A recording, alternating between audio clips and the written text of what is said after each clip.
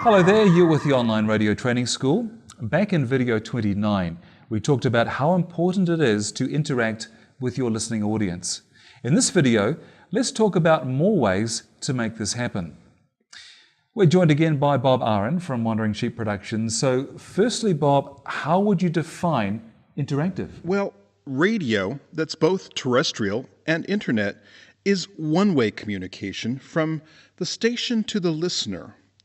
But humans are built for relationship, and a huge part of relationship is two-way communication.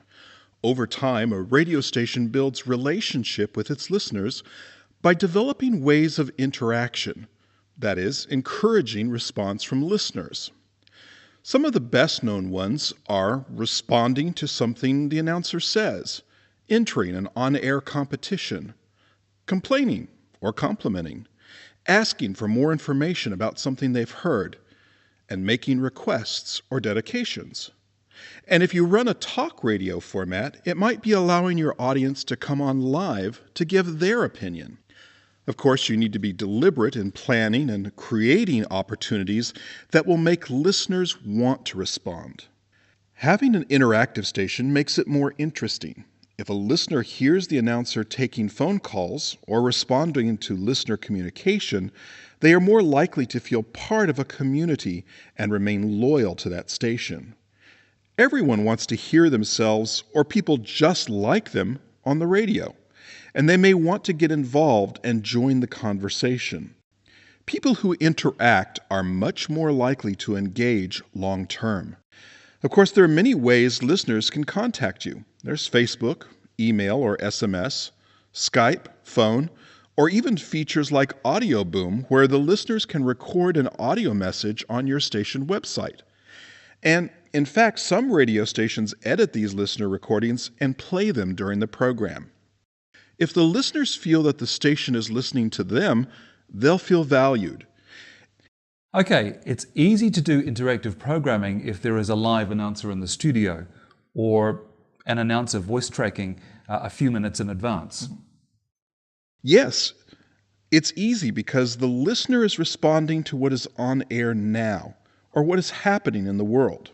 Okay, but what if you don't yet have a live announcer? What options do you have? For real-time communication between studio and listeners, you can use Facebook messaging, Twitter, or a chat room app. For non-real-time communication, try using forums, Facebook, blogs, and comments, and even email. To announce competitions or special events, use Facebook and the news section of your website. On our site, we have a Twitter feed for this. For song requests, Twitter works best. Email will work, but there will be delays with email delivery. Bob, if I have a worldwide audience, I can't be awake 24 hours taking song requests. What do you suggest? One way to overcome this is to limit song request and listener response programs to certain times of day. People can contact you anytime, but you only respond at certain times. The other option is to choose a radio automation software system that has a request feature. Listeners are able to access your music library on the website or on the app. They click on a song and then it is automatically inserted into your playlist. This is not ideal, as the fun of a song request is to hear your name mentioned with the song. So, programs with listener response are always best with a live announcer. Bob, thank you for joining us. Well, those are some ideas. What other ideas do you have? Email us at our website or visit the Online Radio Training School Facebook page. We'd love to hear from you.